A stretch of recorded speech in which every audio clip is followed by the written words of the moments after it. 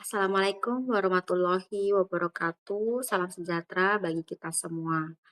Baik, saudara sekalian, pada pertemuan ini kita akan membahas materi pengayaan pada tugas sesi 2, yaitu bagaimana menganalisa dan menyusun berita acara pemeriksaan sekaligus bagaimana strategi menjawab tugas di sesi 2 ini dengan lebih terarah lagi.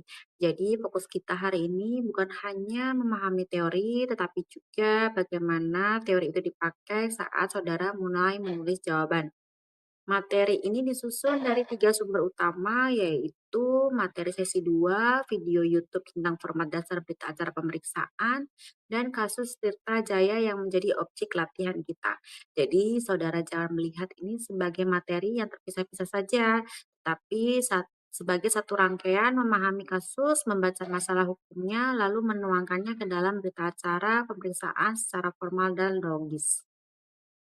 Di sini saya ingin menegaskan benang merah dari materi sesi 2. Saudara di sini dilatih untuk membedakan fakta peristiwa, fakta hukum, dan fakta yuridis. Lalu menghubungkan fakta dengan unsur delik alat bukti dan resum perkara.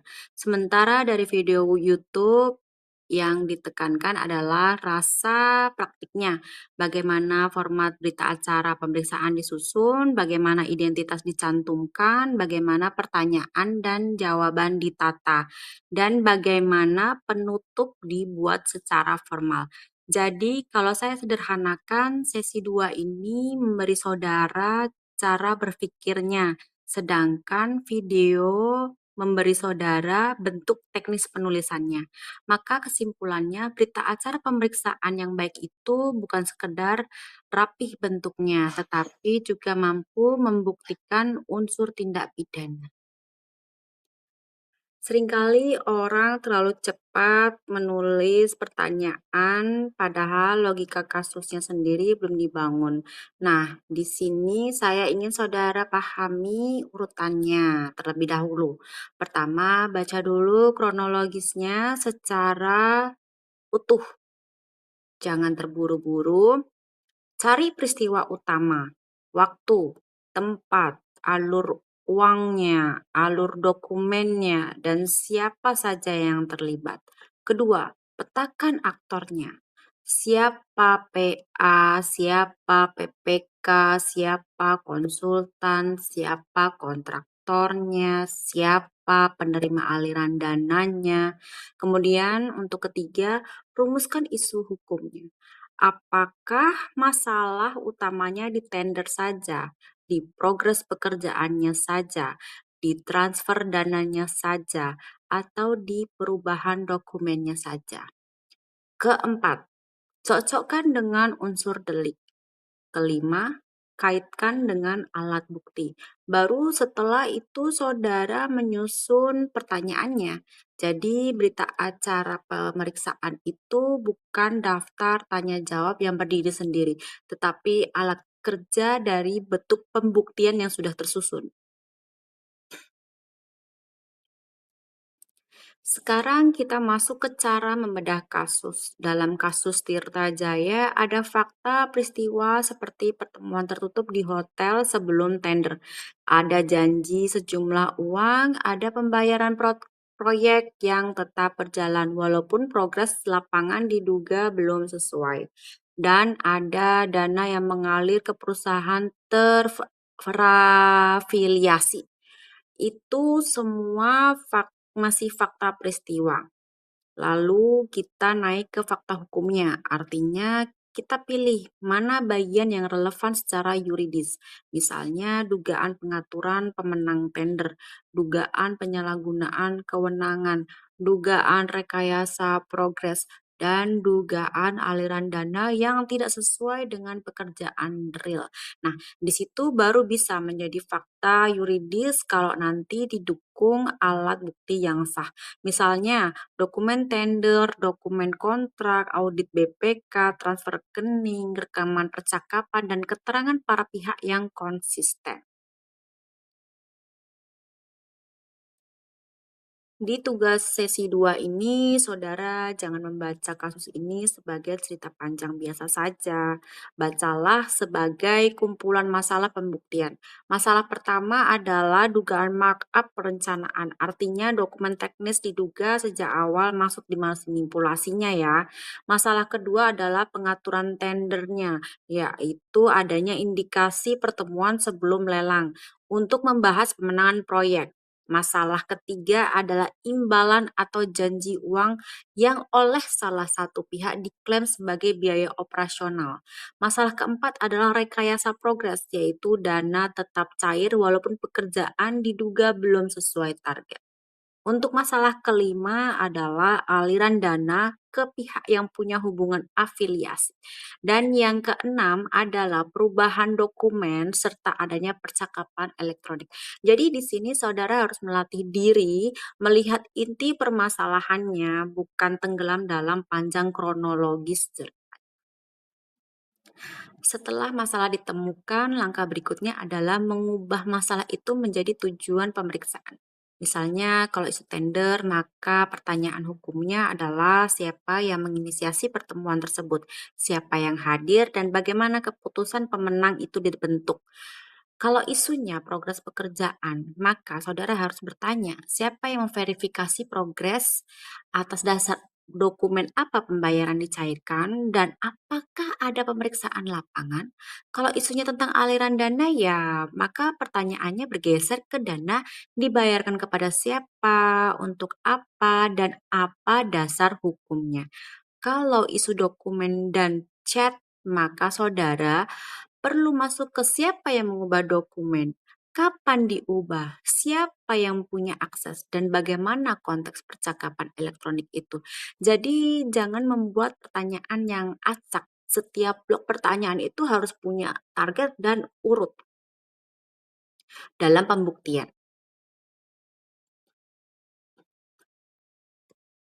Dari unsur dan bukti pertanyaan berita acara pemeriksaan. Di sini yang penting adalah pola geraknya. Pertanyaan yang baik itu bergerak dari umum lalu ke khusus, lalu ke konfirmasi bukti. Mulailah dari identitas jawaban dan kewenangan. Misalnya, saudara menjabat sebagai apa dan apa kewenangan saudara dalam proyek ini. Setelah itu masuk ke prosesnya. Bagaimana tahapan tender atau pembayaran menurut saudara? Baru sesudah itu masuk ke pertanyaan khusus. Apakah saudara hadir pada pertemuan di Hotel Jakarta? Siapa yang mengundang? Apa yang dibahas? Setelah ada itu, barulah saudara kunci dengan bukti. Misalnya, mengapa ada transfer ke perusahaan tertentu? Atau apakah keterangan saudara sesuai dengan laporan proses ini? Jadi prinsipnya jangan mulai dengan pertanyaan yang menuduh. Beri ruang dulu bagi pihak yang diperiksa untuk menjelaskan versinya, lalu kita uji dengan bukti.